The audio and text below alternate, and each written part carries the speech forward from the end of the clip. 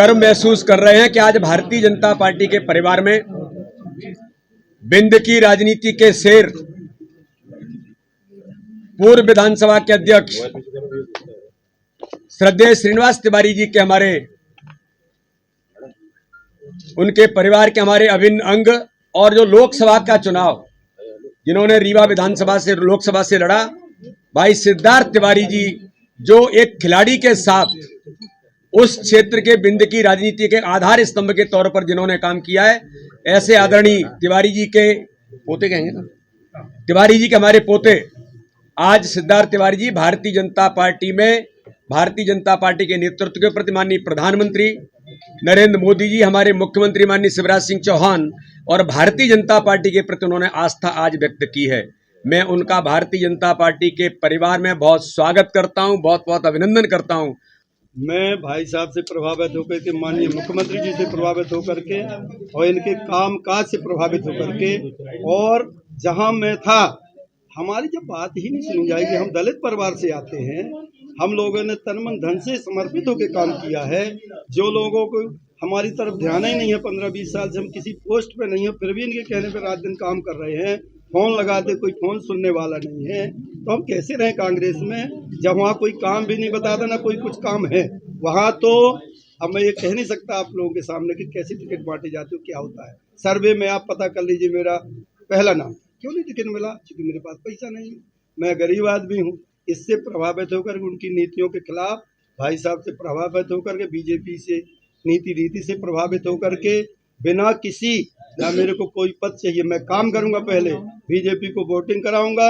इसके बाद मैं भाई साहब से सभी से निवेदन करना चाहूँगा कि हमारे सम्मान में, हमारी आन शान में, हमारे लोगों के सभी के उसमें और कमी नहीं आना चाहिए, ना हमें टिकट चाहिए। नहीं, जब हम काम करेंगे तो आप अपने आप देंगे जो हमारी लायक होगा।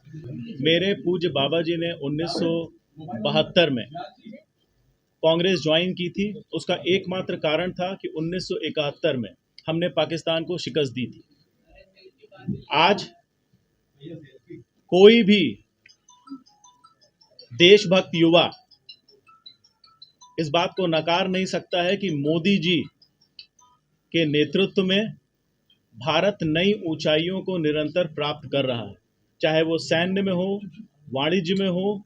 आज सब जगह विश्व में हमारी तूती बोलती है, और मैं मोदी जी के नेतृत्व से, भारतीय जनता पार्टी की विचारधारा से प्रभावित होकर आज बीजेपी का दामन थाम रहा हूं। हमारे यशस्वी मुख्यमंत्री आदरणीय शिवराज सिंह चौहान जी के नेतृत्व में मध्य प्रदेश का जो कायाकल्प हुआ है वो हम सबसे छुपा नहीं है। 2003 की सड़कें हमें याद हैं और 2023 के हाईवे हम देख रहे हैं। गालियां खाने की पावर ऑफ अटॉर्नी भी दी गई है और श्री कमलनाथ जी ने खुद खुलासा किया है कि गाली खाने की पावर ऑफ अटॉर्नी उन्होंने दिग्विजय सिंह जी को दे रखी, जो अभी तक वैलिड है। अब मैं कमलनाथ जी से पूछना चाहता हूं कि ऐसा काम ही क्यों करते हो कि गाली खाना पड़े, और गाली खाना पड़े तो खुद ना खाएं, दूसरे को पावर ऑफ अटॉर्नी दे दें। ऐसे ही सरकार चलाने की पावर ऑफ अटॉर्नी भी इन्हें श्री दिग्विजय सिंह जी को ही दे रखी थी। तो पहले भी बंटा ढार हुआ और बाद में भी बंटा ढार ही हो गया। अब कांग्रेस का बंटा ढार हो गया। उस समय जब सरकार चलाई दिग्विजय जी ने, उस समय भी मध्य प्रदेश की जो दुर्गति हुई वो जनता को पता है। लेकिन अद्भुत है ये कांग्रेस और धन्य है इसके नेता, ये गालियां खाने की पावर ऑफ अटॉर्नी भी देते हैं। धन्यवाद सबको, धन्यवाद बहुत बहुत।